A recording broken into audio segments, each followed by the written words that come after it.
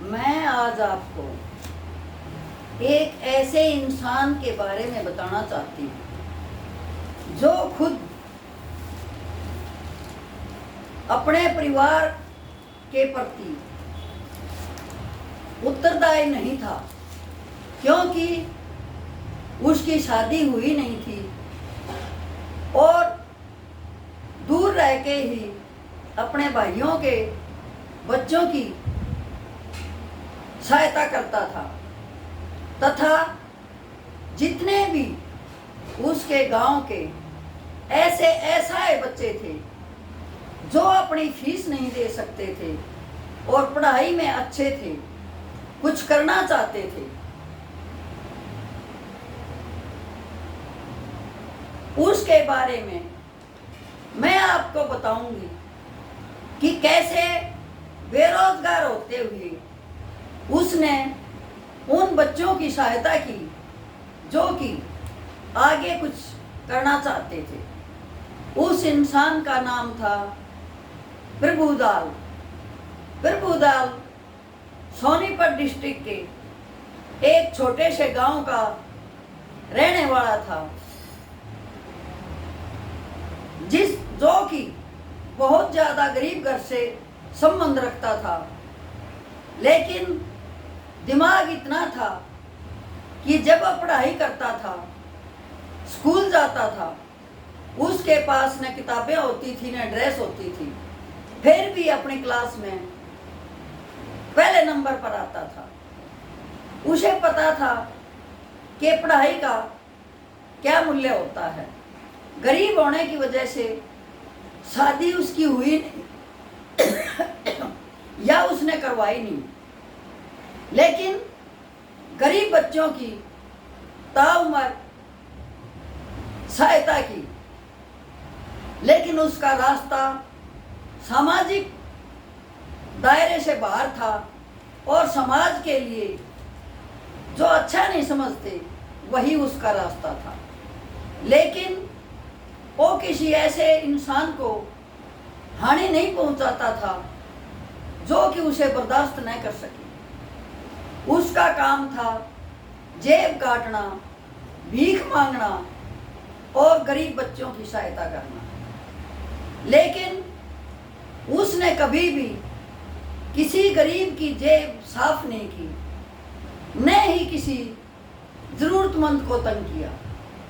प्रभुदयाल सुबह अपने गांव से एक टूटी सी साइकिल लेके सोनीपत जाता और वहां ये देखता कि कौन इंसान ऐसा है जिसके पैसे तू चुरा कर गरीबों की सहायता कर सकता है।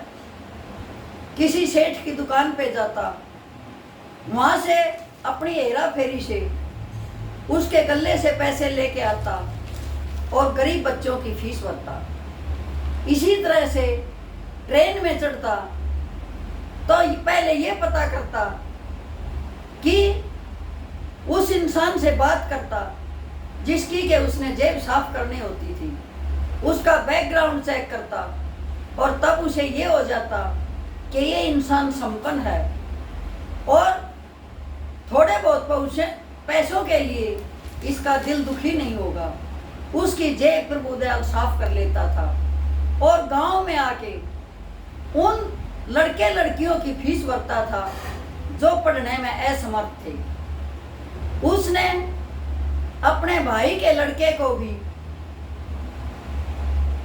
पढ़ाया, वो भी अच्छा था पढ़ने में, लेकिन उसके भाई के पास भी फीस देने के लिए नहीं थी। लेकिन उसने उस लड़के को कहा कि बेटा तू मेहनत कर, जहाँ तक पढ़ेगा तेरी पढ़ाई का खर्चा मैं पूरा करूँगा। उसने फरीदाबाद YMCA से उस लड़के की इंजीनियरिंग करवाई और एक अच्छे घर में उसकी फिर शादी हुई। आज उसकी फैक्ट्रियाँ लगी हुई हैं, लेकिन जिस चाचा ने उसके लिए अपना गलत रास्ता चुनकर पढ़ाई करवाई उसको आज कोई नहीं जानता।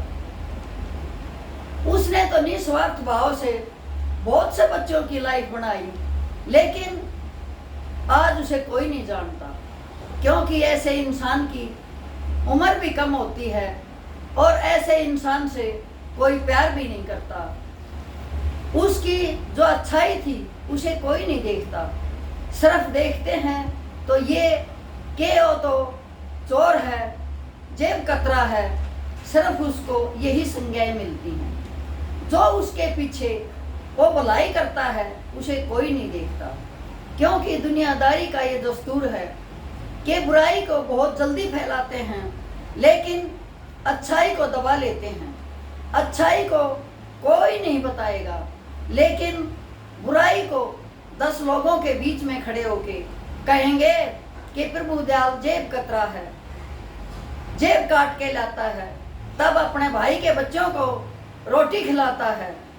ये नहीं देखते कि एक भाई के बच्चों को नहीं, वो तो गांव के जितने भी गरीब बच्चे, लड़का हो या लड़की, किसी भी कास्ट का हो, स्कूल में जाके देखो कि प्रभु दयाल किन किन बच्चों की फीस भर रहा है। उसकी भलाई को सभी नजरअंदाज करते थे और उसे चोर उचक्का तथा बेईमान समझते थे। एक बार क्या हुआ, जैसे कि मैंने सुना है, उसके गांव में कहने लगे कि प्रभु दयाल एक खरबूजे बेचने वाला आया हुआ है, यदि ऐसा है तो तू हमें बगैर पैसे इसके ट्रेली से हमें खरबूजे खिला दे।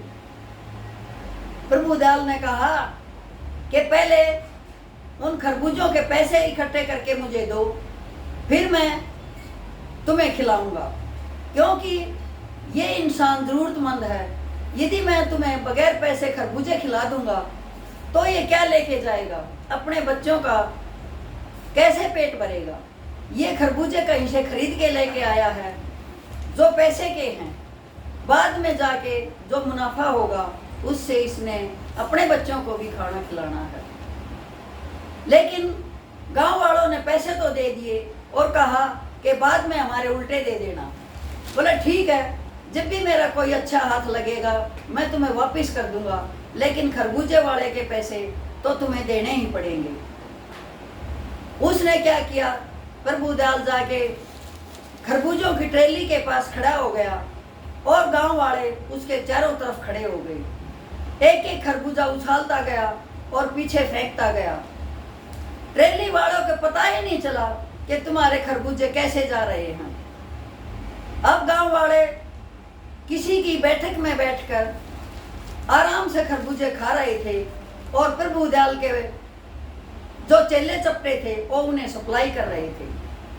जब उसने देखा ट्रेली वाले ने, तो क्या देखता है कि ट्रेली में तो 5-4 खरबूजे पड़े हैं और सारे खरबूजे कहाँ गए। न कोई ले जाता दिखा और न किसी ने तुलवाए तो खरबूजे गए कहाँ। अब जो ही ट्रेली की तरफ देखता है खरबूजे बेचने वाला, एकदम से उसकी आंखों में आंसू आ जाते हैं कि मैं कहाँ तो कल खरबूजे खरीदूंगा और कैसे अपने बच्चों का पेट पालूंगा। आज का तो मेरा सारा का सारा माल ऐसे ही चला गया, मैं अब क्या करूँगा। उस पर प्रभु दयाल ने कहा, भाई ये हेरा फेरी मैंने की है और तू ये बता कि तुझे कितने में खरबूजे मिले थे और तुझे क्या बचना था। तुझे मैं इनके पूरे पैसे दूंगा। ये तो मैंने गांव वालों को चमत्कार दिखाना था। ये कहते थे कि प्रभु दयाल तू कैसे हेरा फेरी करके पैसे लेके आता है। मैंने तो अपनी हेरा फेरी दिखाने के लिए इनके साथ ये एक प्रैक्टिकल किया था, इनको दिखाया था कि मैं हेरा फेरी कैसे करता हूँ। न तुझे पता चला कि मैंने कैसे किया और गांव वालों ने तेरी सारी ट्रेली खरबूजों की खा ली। लेकिन तू घबरा मत, मैं तेरे पैसे पूरे के पूरे जितने भी बनते हैं तेरे को देकर भेजूंगा। अब प्रभु दयाल ने जो ट्रेली वाले ने बताया कि भाई मैंने इतने के खरबूजे खरीदे थे, इतने मेरे बचने थे, मेरे बच्चों को शाम को रोटी भी तब मिलेंगी जब इन खरबूजों के पैसे मेरे घर जाएंगे। प्रभु दयाल ने जितने रुपए उसके बनते थे उसके के सारे रुपए चौंका दिए और वो खुश होके अपना ट्रैक्टर ट्रैली लेके वापिस चला गया। गांव वाले कहने लगे कि मान गए प्रभुदयाल, तू तो वाकई में हाथ साफ करना जानता है। लेकिन उसको क्या मिला? कुछ लोगों की गालियां, जिनकी उसने लाइफ बनाई। वो बच्चे भी कामयाब होने के बाद प्रभुदयाल को भूल गए। और एक दिन जब प्रभुदयाल जेब काटने के लिए उम्र ढल चुकी थी, लेकिन पेशा वही था, क्योंकि उसने तो आगे से आगे दूसरे बच्चों का ठेका उठा रखा था कि अब ये पढ़ लिए तो दूसरे तैयार हो जाएंगे, दूसरे पढ़ लिए तो तीसरे, ऐसे पीढ़ी दर पीढ़ी बच्चों की सहायता करता जा रहा था। उम्र ढल चुकी थी। ट्रेन में किसी की जेब काट रहा था और कोई नौजवान देख रहा था। उसने उसको खिड़की में से धक्का दे दिया और प्रभुदयाल रेल में से नीचे गिरकर मर गया। यही थी उसकी लाइफ की कहानी।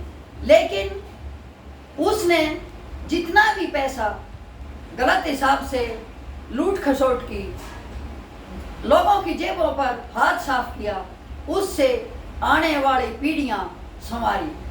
वो कहता था कि शिक्षा एक ऐसा दान है जो कोई नहीं छीन सकता। यदि हमारे बच्चे शिक्षित होंगे तो कहीं भी खड़े हो सकते हैं और कहीं भी कमा सकते हैं। यदि इनके पास शिक्षा नहीं होगी तो हमारा समाज आगे नहीं बढ़ पाएगा। उसकी सोच, उसके विचार बहुत अच्छे थे, तरीका गलत था, लेकिन वो गरीब बच्चों को एक अच्छी जिंदगी देना चाहता था, अच्छे इंसान बनाना चाहता था।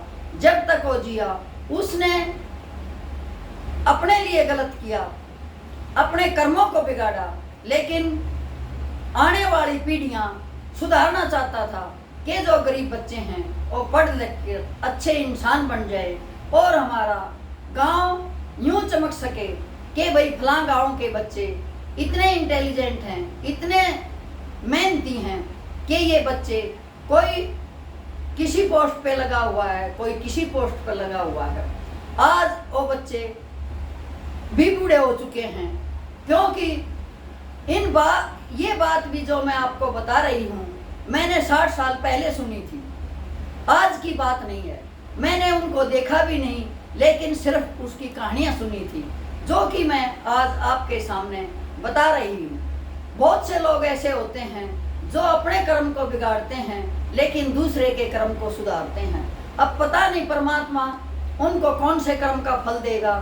जो उसने आने वाली पीढ़ियों को सुधारा उसका कर्म फल मिलेगा, या जो उसने दूसरों का पैसा जेबें साफ की, दूसरों का पैसा हड़पा, वो कर्म फल देगा।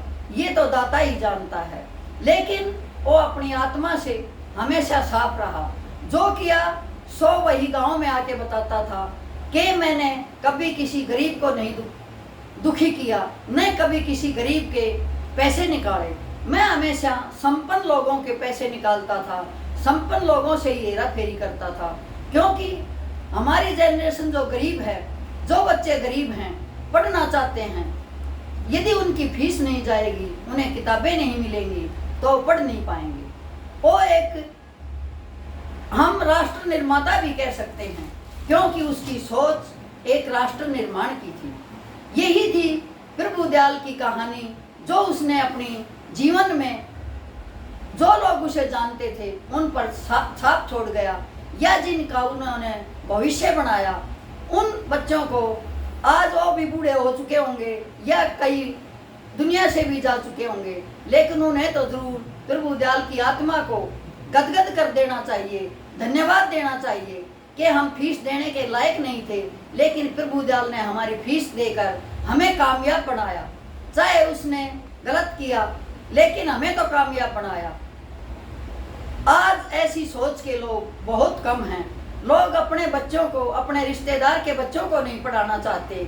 उसने तो गैरों को पढ़ाया और खुद का कर्म अच्छा नहीं किया, लेकिन दूसरे बच्चों की जिंदगी संवारी। यही थी एक चोर तथा जेब कतरे की कहानी।